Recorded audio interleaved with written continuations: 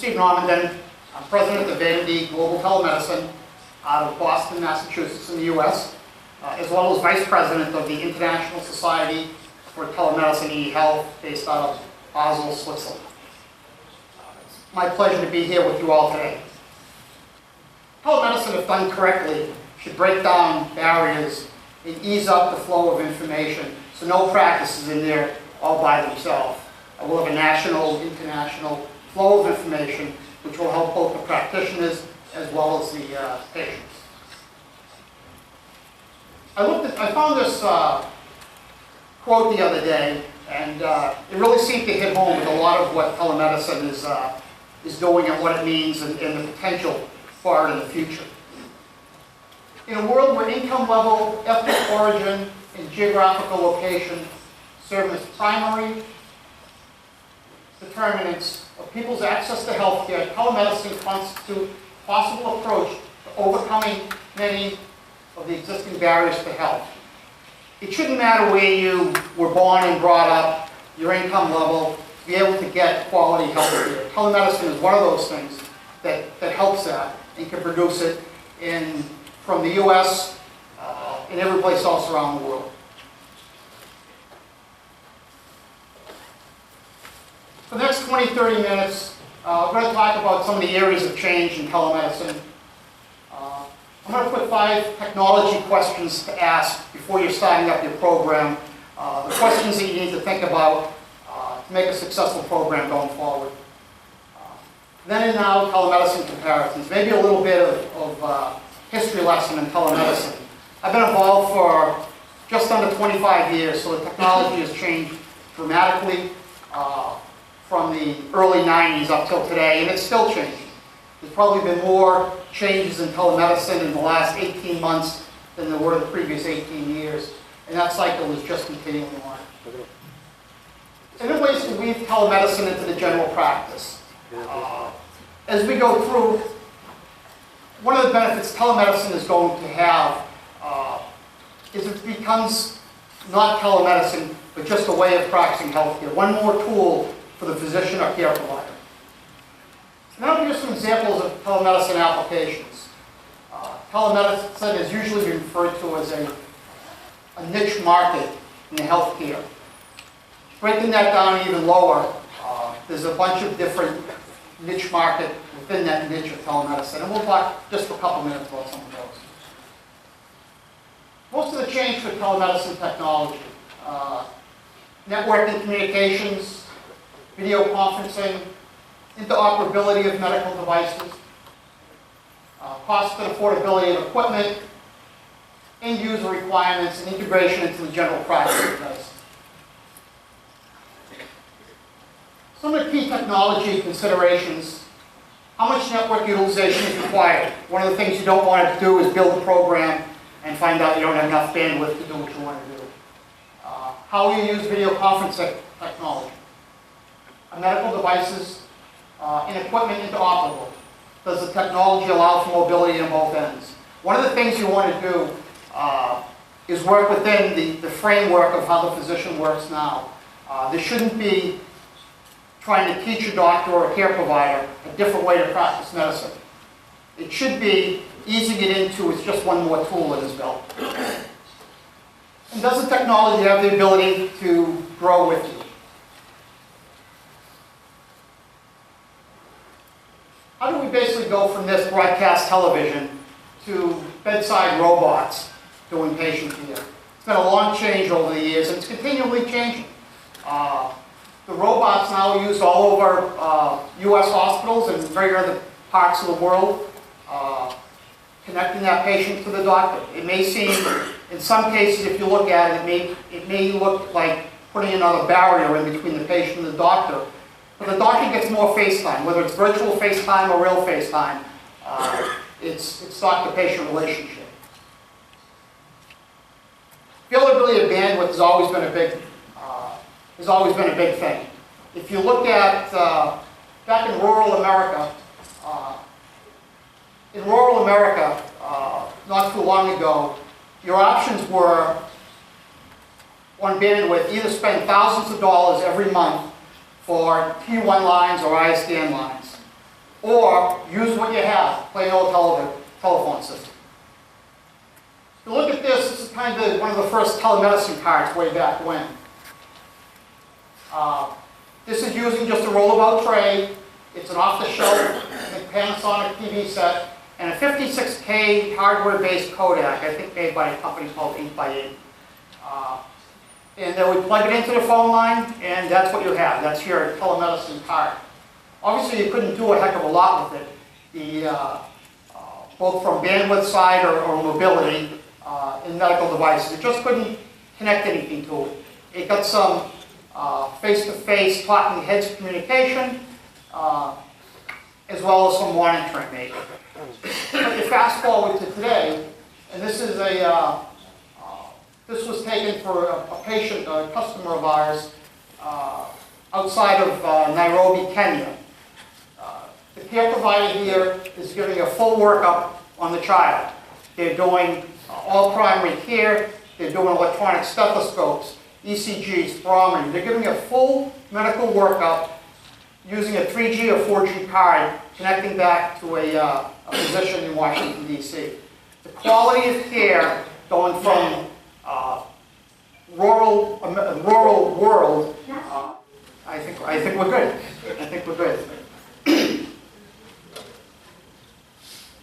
It's no coincidence that telemedicine really started to take off as the availability of bandwidth increased and the cost of providing that bandwidth decreased.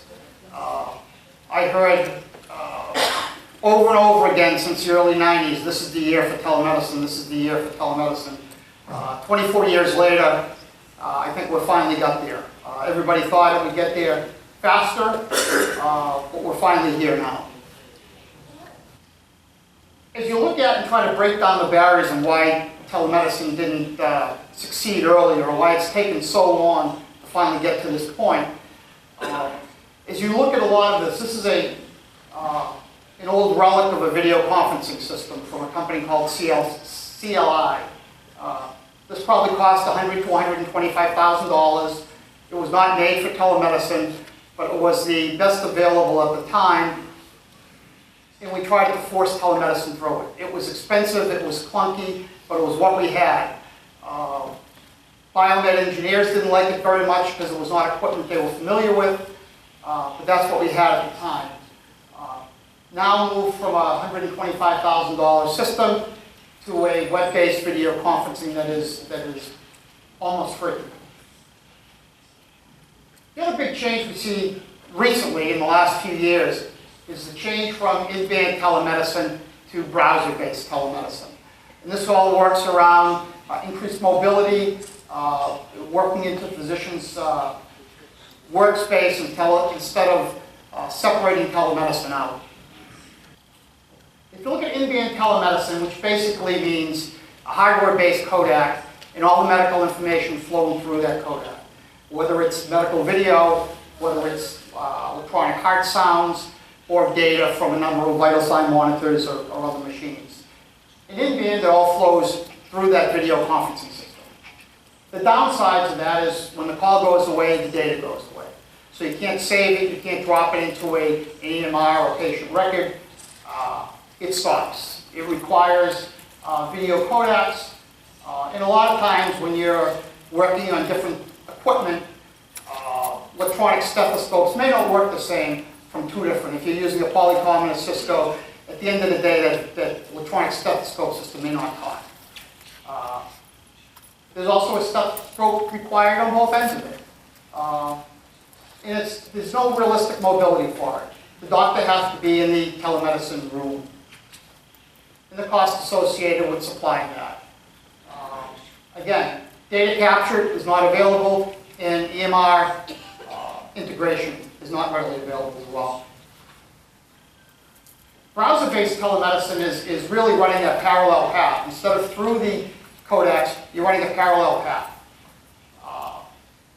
So you're connecting up using a web-based video conferencing. You can keep all the data at the end of the call. You can drag and drop into a patient record. You can drag and drop directly into the EMR if you're using one. You don't need a hardware-based Kodak, webcam, and software-based video.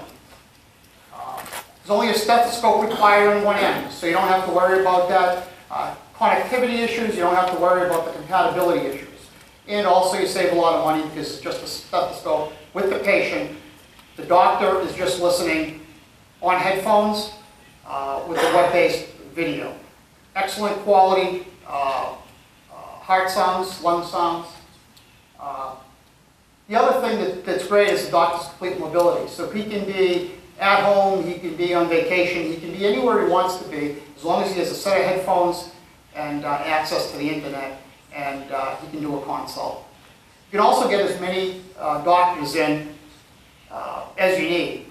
So with sending a user word and a password, if you have a patient showing signs of cardiac problems, you can get a cardiologist on the line immediately, and without any special equipment, without any downloads, completely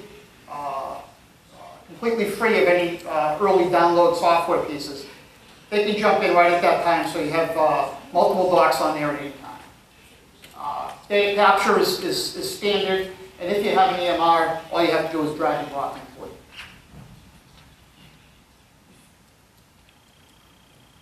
Again, it takes you back a little bit about yesterday and the difference of where we are today, and one of those things that is why now telemedicine is taking off.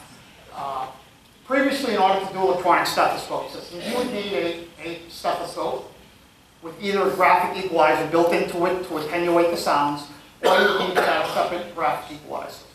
In addition, this was all analog sound, so you would have to digitize it, which is out of the music industry, this is a Dolby analog to digital encoder and decoder. So it would travel along the line. On the other side of it, you would have another one of these systems, and then you would have to step down another equalizer so you could attenuate the different sounds. Are you looking for high frequency lung sounds? Are you looking for heart sounds? Cost of each side is about $8,000 here. So $16,000 to listen to electronic heart sounds. There's not much of a business model for that. The people who were buying it was usually grant-based, but this has changed an awful lot. Now it's as easy as plugging in a USB stethoscope, with a set of headsets and some software. Ease of use, and it's more equipment that the doctor and the care providers and the biomed engineers are all used to using, and they use on a daily basis now. Again, going back to the telemedicine card issue, the changes between yesterday and today, both on the cost side of things, as well as the ease of use. Although they had some good names for the old telemedicine cards, this one was Fred, which was friendly rollout engineered for doctors. And this one was Dr. Smith for simple, mobile, integrated telemedicine hardware. They were big, they were expensive, they were clunky, and didn't use all medical products in there because it really was something that people were building on their own.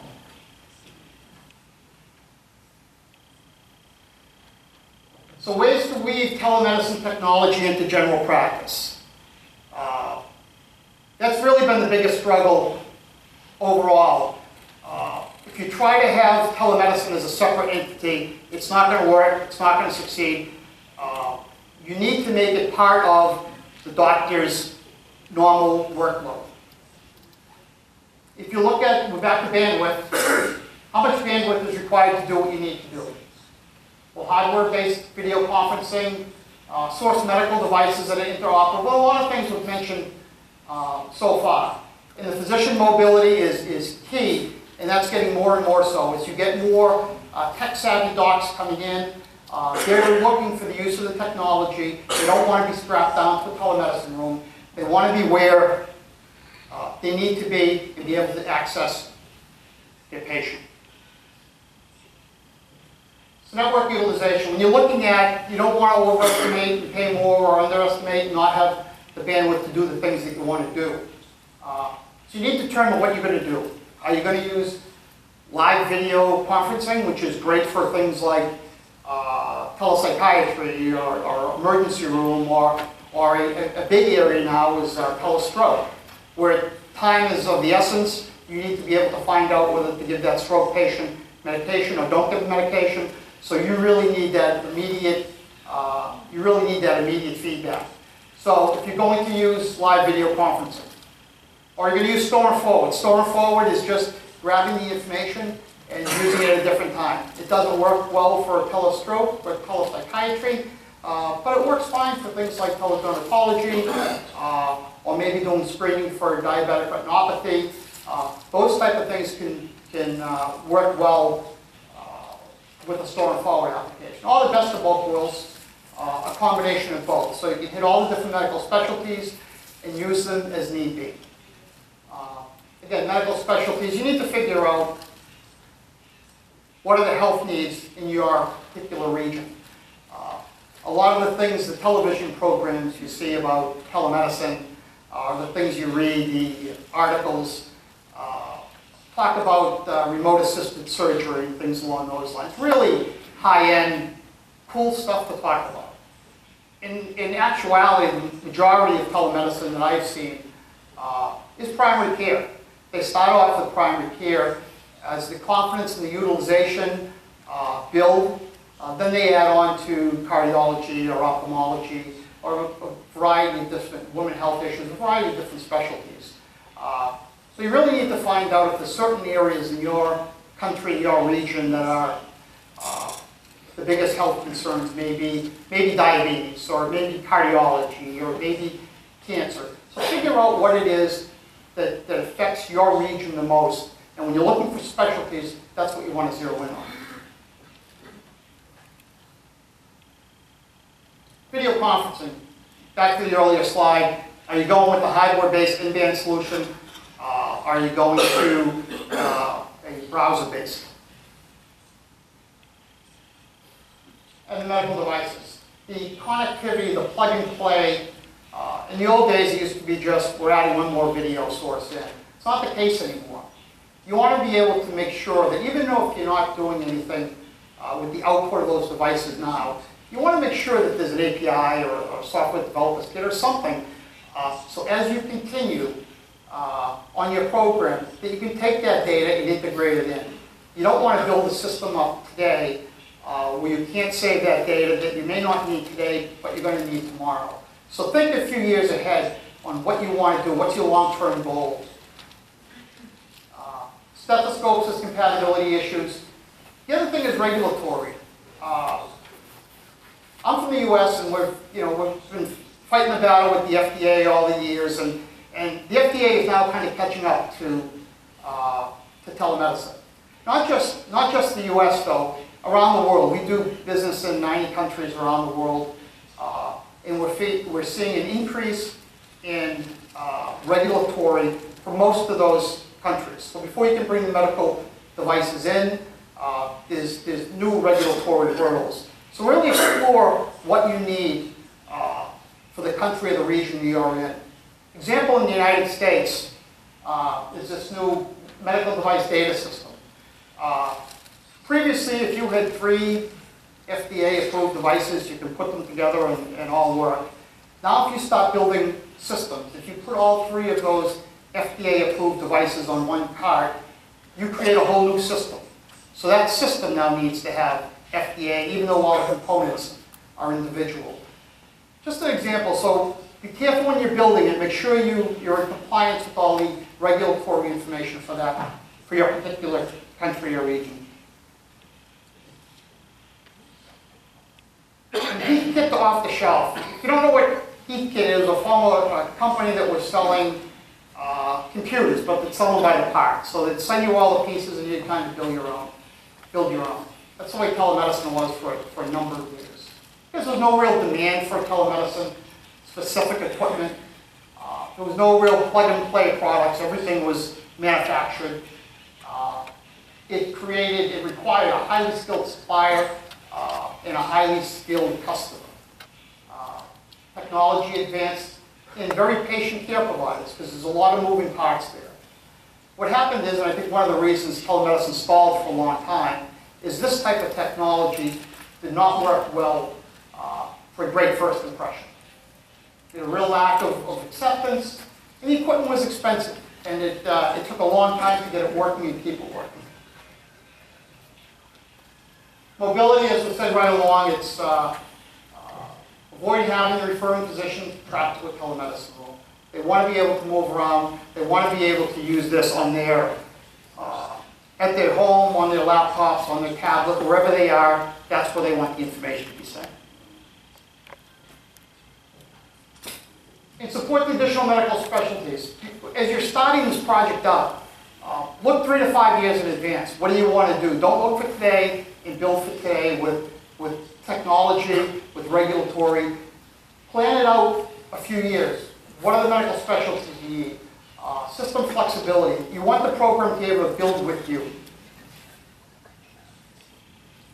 And again, as I said early on, a lot of the telemedicine was considered a niche market within the overall healthcare system. But as people started to see and accept telemedicine, the system works, it's cost effective, it saves money, and it saves lives. They look for other ways to use it.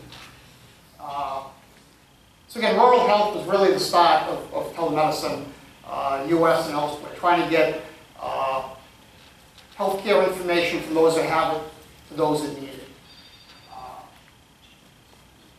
This is another picture of that Kenya activity. Here we get a surgical procedure by a general surgeon connecting back to Washington, D.C. with teleproctoring or telementoring through a procedure back outside of Nairobi.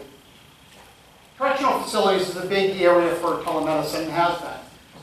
It allows prison facilities to deliver quality health care where the prisoner stays in the prison and the doctor stays in his office.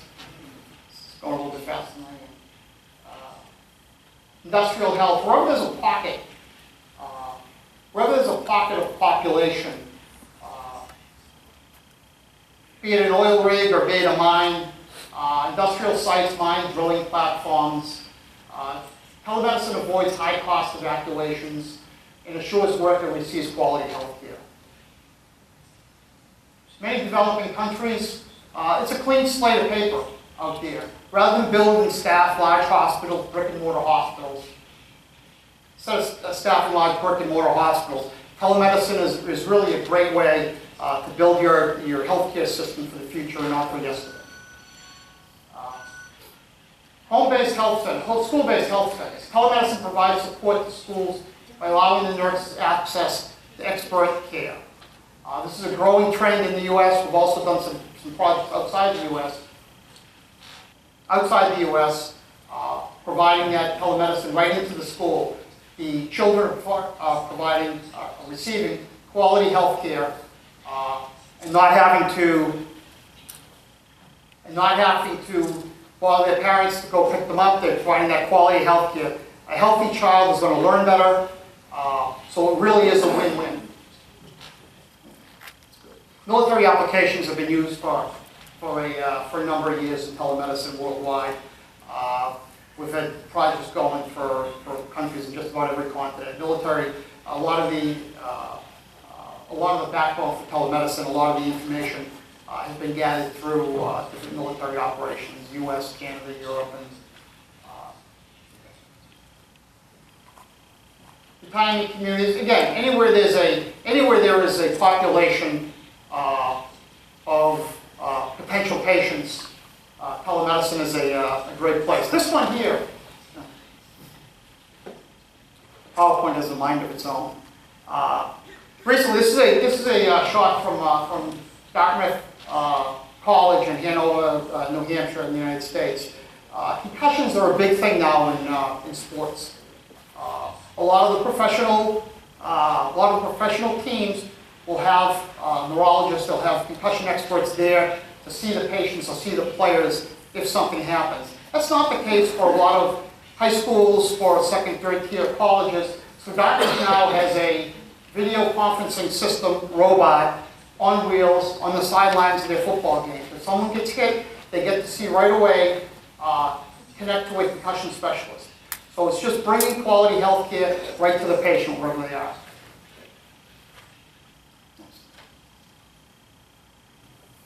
Some of the numbers on telemedicine, it really has been growing exponentially now.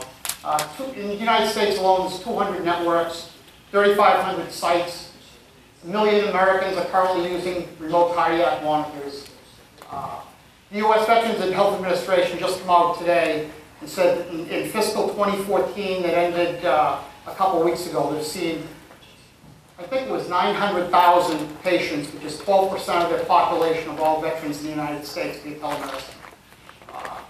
Over half the U.S. hospitals now use some telemedicine, and millions of patients worldwide are using it for remote monitoring. Ontario Telemedicine Network, which was one of the world's largest programs, last year more than 308,000 patients served in 2013, 51% increase over the previous year. Delivery of virtual care at 1,600 sites and 3,000 systems. And on the environmental side of it, they have avoided more than 237 million kilometers of travel, 65 million kilograms of pollutants, and 26 million liters of fuel, all by using telemedicine and not having physician and the patients driving around the vast country. There are still a lot of challenges to telemedicine use. Missing regulatory and legal limitations, cultural and political resistance. Although it's getting a lot better now, there is still some cultural pushback from physicians or care providers or on the education side with school nurses. There's areas where there's limited technology or limited bandwidth. Business cases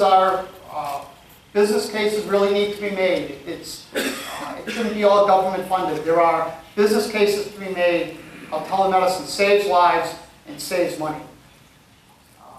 Internet connectivity, and one of the ones that still gets me, having been here for 24 years, is we still get people every day looking for a proof of concept. The concept has been proven, it's been used in all the stats. Pilots, proof of concept, that stuff has been proven. There's white papers out there, there's actual programs out around the world. So it is there, it does work, and it does help. A friend of mine put this together a number of years ago, and it still is absolutely spot on for the characteristics of a successful program. Establish a vision of your telemedicine program and future sites. Build a long-term financial plan. Create a convenient and effective telemedicine work environment. Appoint a full-time coordinator. And one of the most expensive, find a champion. Find somebody who's really behind your program and will push it forward. Schedule training for staff and technical support. In my years in this industry, I think the biggest cause for failure is lack of training. The people need to know how to use it. All 3 shifts of the hospital, without proper training, programs fail. Establish policies and procedures, just like if you're putting in a new piece of equipment or a new program within your hospital or clinic. Put together the policies and procedures. Plan and implement the patient care strategy, and then share what you learned with others. There's a lot of forums now that there weren't before to share telemedicine similar to this or other ones around the world. So share what you learned. As telemedicine gets more mainstream, a quote from Dr. Rasha Bashur from the University of Michigan. We're at the threshold of a new environment, which telemedicine broadly defined, must be the essential part of mainstream healthcare. If patients are to receive appropriate care at appropriate site by the appropriate provider while avoiding duplication and waste. It's really important that telemedicine gets mainstream. And finally, I think for telemedicine to succeed, we have to get rid of the tele soon. If it's going to succeed, it's just going to be another tool that the physicians or practitioners have. It won't be telemedicine, it will just be medicine, a part of providing patient care. Thank you very much. Appreciate it.